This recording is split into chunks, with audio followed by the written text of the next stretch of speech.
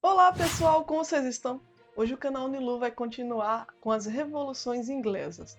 Na última aula sobre revoluções inglesas, a gente trabalhou sobre a Revolução Puritana. A Guerra Civil de 1642 a 1649, que a gente conhece como Revolução Puritana. Afinal de contas, essa força política conhecida como puritanos conseguiu vencer e ter mais força no parlamento. E com isso eles derrubaram o rei da época e instauraram um novo tipo de governo chamado de república. Na aula de hoje nós vamos estudar sobre o segundo momento, que é chamado de Revolução Gloriosa. Por isso que tem o nome, Revoluções Inglesas, mais que um processo revolucionário. E hoje nós iremos estudar sobre a Revolução Gloriosa. Lembrando que se você gostar dessa aula, deixe o seu joinha, não esquece de se inscrever no canal, aperta aqui o sino para que você seja lembrado da nossa próxima aula aqui do canal Nilu, Professores de História. Mas vamos deixar de conversa e roda a vinheta!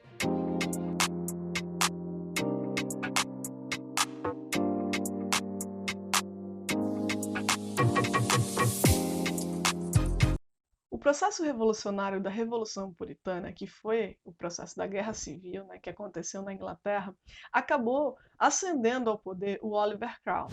Oliver Cromwell, ele era o líder do exército. Ele remodelou o exército, né? Ele fez uma série de inovações, inclusive ele começou a ascender dentro do exército aqueles que realmente tinham competência para as ações que eram desenvolvidas, e não simplesmente por sua origem familiar, que era o que acontecia no período da monarquia. Essa influência de Oliver Cromwell, que era um deputado puritano, acabou levando ele a ser colocado, ser conduzido como o representante desse governo, desse novo governo que se colocava na Inglaterra, chamado de República. Com a República proclamada, Oliver Cromwell ascende ao poder. E ele toma uma das grandes decisões que elevou a Marinha da Inglaterra a se tornar uma das grandes marinhas e durante muito tempo foi a principal marinha do mundo. A ação que ele tomou, né, para elevar a Marinha Britânica a essa condição de principal marinha do mundo foi que em 1651 ele promulgou os Atos de Navegação.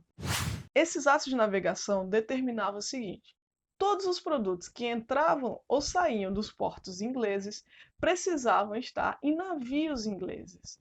Isso fez com que se desenvolvesse bastante a questão do comércio, né?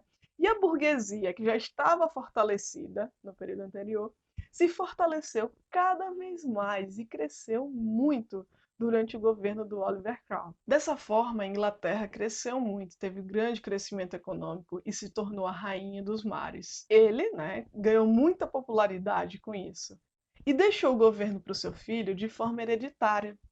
Pois é, passou de pai para filho, que era algo que acontecia na monarquia e não naquilo que nós caracterizamos como uma república, né? Mas ele acabou deixando para o seu filho o governo. Seu filho Ricardo sofreu bastante com as forças políticas da época. Existiam os niveladores de um lado e os cavadores de outro. Os niveladores, eles queriam o fim da Câmara dos Lordes, né? Eles queriam o fim de alguns direitos das classes mais altas. Eles queriam direito à liberdade religiosa, queriam que todos tivessem o direito de voto, além do fim do dízimo para a Igreja Anglicana, que foi a igreja criada pelo rei Henrique VIII, como também que tivessem os direitos da propriedade privada garantidos.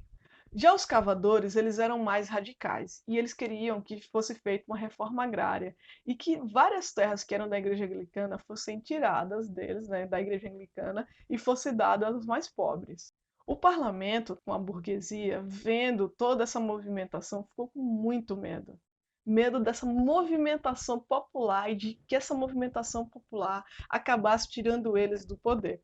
Então foi reconduzido ao poder o filho do rei que havia sido decapitado na Revolução Puritana. Inclusive, eu vou deixar o card da aula anterior que eu falo sobre a Revolução Puritana, para que vocês entendam a conexão entre as revoluções inglesas, né? Porque há mais de um processo revolucionário aí desenvolvido. Então volta ao poder o Carlos II, que era o filho do rei decapitado.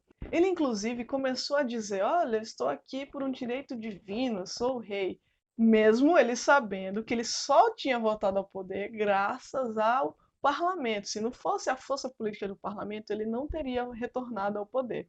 E mesmo assim ele ficou com esse discurso. o poder foi repassado para o seu irmão Jaime II, que tentou restabelecer o absolutismo. Aí foi a gota d'água. O parlamento foi lá e tirou o poder dele. É porque ele achou que ele tinha mais poder e que poderia restaurar o absolutismo.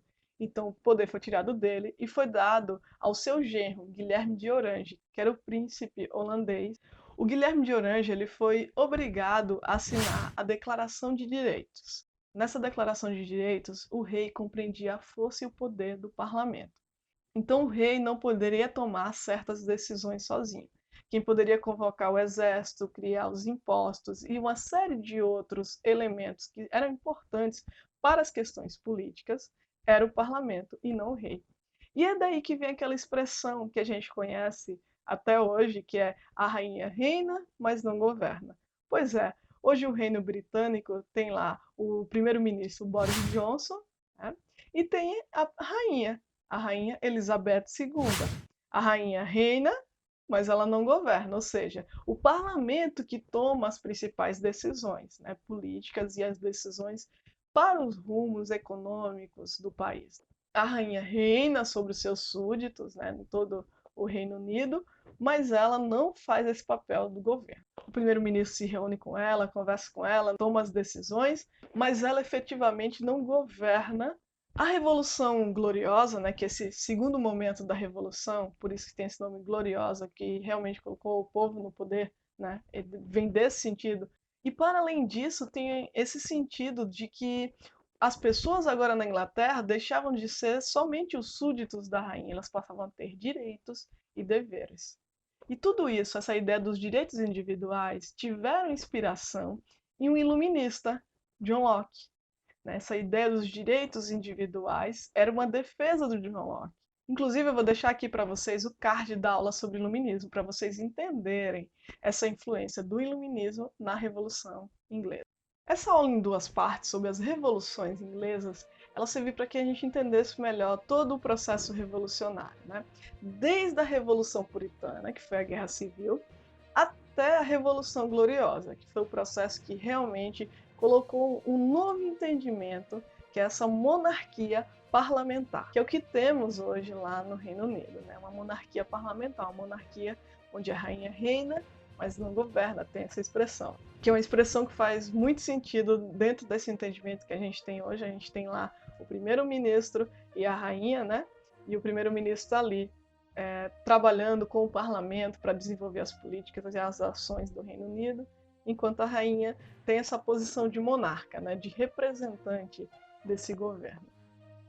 Então essa aula termina aqui, lembrando que se você gostou dessa aula, deixa um joinha, deixa aí nos comentários tudo que você achou, né? Todos os elementos, coisas que você pensou, coloca aí nos comentários que eu quero saber.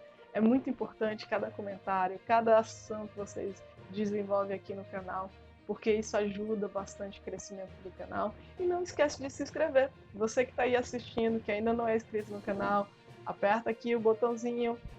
E a gente se encontra em breve aqui no canal Nilu, Professores de História.